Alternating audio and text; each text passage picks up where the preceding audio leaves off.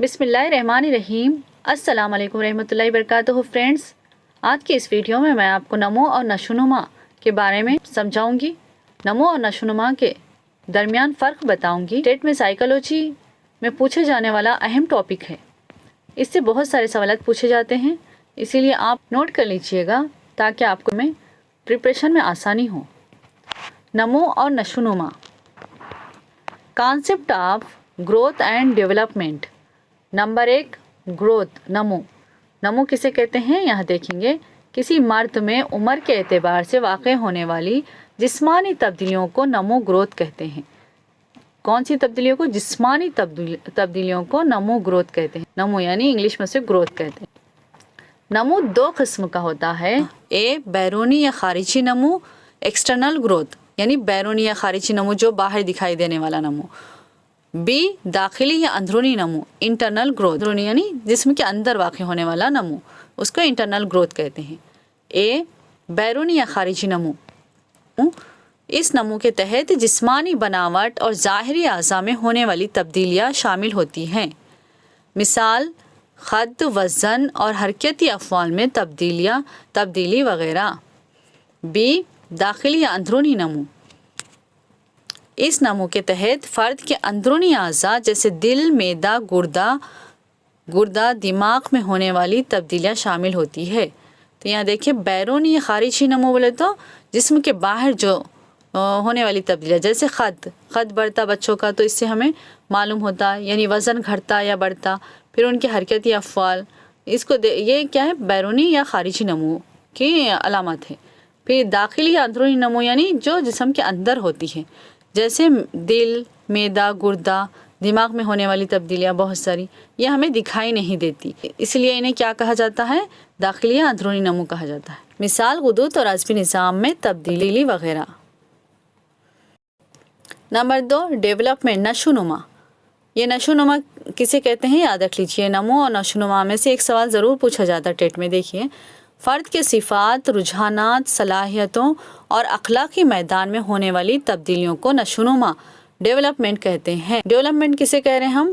فرد کے صفات یعنی اس کی جو بھی صفات یعنی اس کی خصوصیت ہے اس میں تبدیلی ہونا، پھر رجحانات میں، پھر اس کی صلاحیتوں میں، پھر اخلاقی میدان میں، یہ تمام میں تبدیلی ہونے کو کیا کریں؟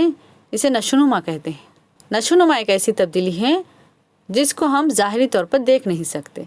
تو یہاں دیکھیں گے نمو اور نشوونما میں کیا فرق ہے۔ نمو گروتھ، نشوونما ڈیولپمنٹ۔ نشوونما سے ٹیٹ میں ایک سوال پوچھا گیا تھا، اس لیے یہاں پر امپورٹنٹ ڈالا گیا۔ دیکھیے، نمبر 1، نمو سے مراد کسی فرد کی جسمانی بناوٹ اور ساخت میں ہونے والی تبدیلی ہوتی ہے۔ اتنا یاد رکھ لیں آپ کہ نمو کسے کہتے ہیں۔ نمو سے مراد کیا ہے؟ کوئی بھی فرد کی جسمانی بناوٹ یا اس کی ساخت میں جو بھی تبدیلی ہو رہی ہے اسے نمو کہتے ہیں۔ پھر نشوونما، نمبر 1 پوائنٹ یہاں پر دیکھیں، نشوونما سے مراد فرد کے جسمانی تبدیلیوں کے ساتھ ساتھ اس کے صفات، رجحانات، صلاحیتوں اور رویے میں ہونے والی تبدیلیاں ہوتی ہیں۔ نمبر 2، نمو کی راست پیمائش کی جا سکتی ہے۔ نمبر 2، نشوونما کی راست پیمائش نہیں کی جا سکتی بلکہ مشاہدے کے ذریعے اندازہ لگایا جا سکتا ہے۔ نمبر 3، یہ ایک مقداری تبدیلی، چینج ان کوانٹٹی۔ نمبر 3، یہ ایک معیاری تبدیلی، چینج ان کوالٹی ہے۔ نمبر 4، نمو نشوونما کے عمل کا ایک جز ہے۔ نمبر 4، نشوونما کسی فرد میں واقع ہونے والی مکمل تبدیلی ہے۔ نمبر 5، نمو کا عمل پختگی کے رک جاتا ہے، پوری عمر جاری نہیں رہتا۔ نمبر 5، یہ ایک مسلسل عمل جو پیدائش سے موت تک جاری رہتا ہے۔ نشوونما کیسا عمل ہے جو پیدائش سے موت تک جاری رہتا ہے۔ نمبر 6، انفرادی اختلافات کم پائے جاتے ہیں۔ نمبر 6، انفرادی اختلافات کے امکانات زیادہ ہوتے ہیں، اور یہ بہت امپورٹنٹ ہے، اس میں سے ٹیٹ میں پوچھا بھی گیا تھا۔ فرد کے سر سے لے کر پاؤں تک ہونے والی جسمانی تبدیلیوں کو نفسیات کی زبان میں سیفلوکارڈل کہتے ہیں۔ یہ بہت امپورٹنٹ ہے، اگر سوال ایسے ہی پوچھا جا سکتا ہے کہ فرد کے سر سے لے کر پاؤں تک ہونے والی جسمانی تبدیلیوں کو نفسیات کی زبان میں کیا کہتے ہیں بولے تو سیفلوکارڈل۔ نمو کا انحصار بڑی حد تک توارث، ہیریڈیٹی پر ہوتا ہے، جبکہ نشوونما کا انحصار توارث اور ماحول پر ہوتا ہے۔ دیکھیے، نمو کا انحصار کس پر ہوتا ہے؟ توارث پر ہوتا ہے۔ بڑی حد تک زیادہ، جبکہ نشو و نما کا انحصار کس پر ہوتا ہے؟ توارث اور ماحول پر ہوتا ہے، توارث اور ماحول پر۔ تو یہاں پر صرف نمو کا انحصار توارث پر ہو رہا اور یہاں پر نشو و نما کا انحصار توارث اور ماحول پر ہوتا ہے۔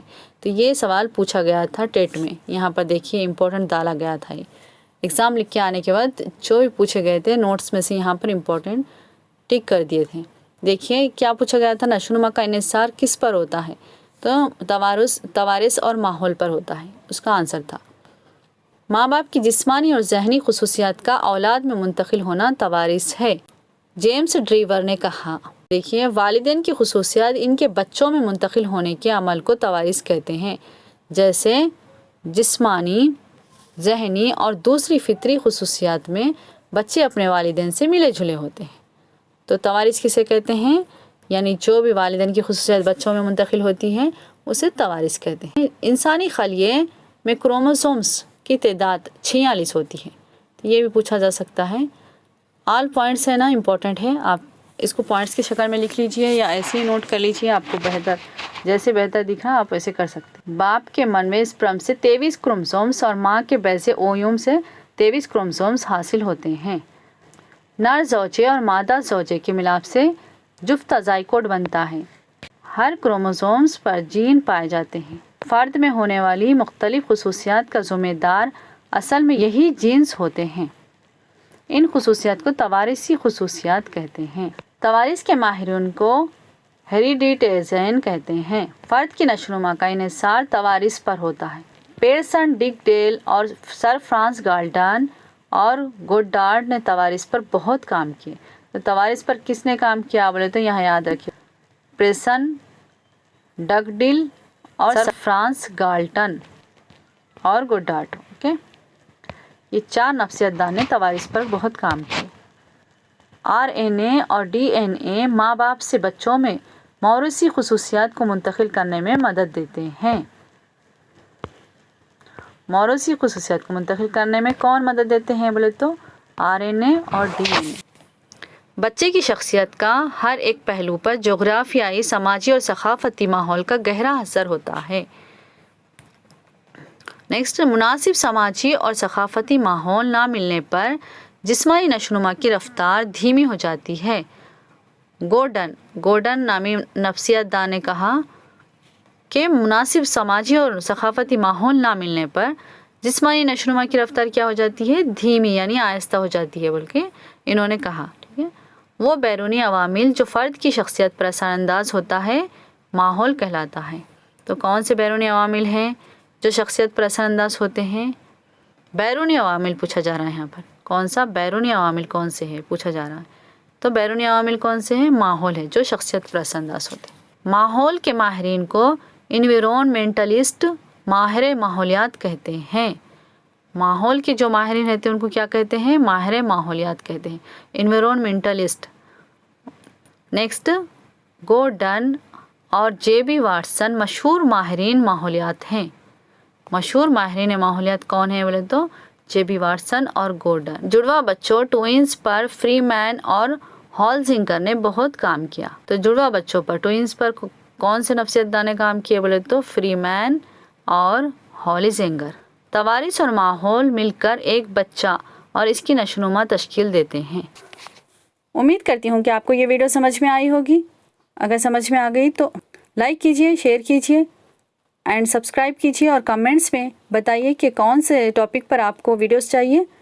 انشاءاللہ میں ویڈیوز جلد سے جلد بناؤں گی ان ٹاپکس پر۔ ملیں گے نیکسٹ ویڈیو میں، جب تک آپ اپنا بہت خیال رکھیے گا۔ اللہ حافظ۔